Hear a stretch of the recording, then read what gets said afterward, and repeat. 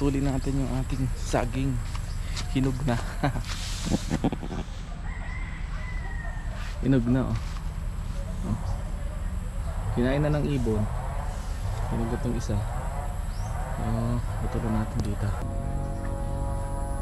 Ito lang ang putulin na? Yan na. Dalawa ng hinog, oh. Ang kaabitin mo dun sa nagbitin mo. Hindi? Nagtayo. Natulo. Hinog na isa, oh. Sarap.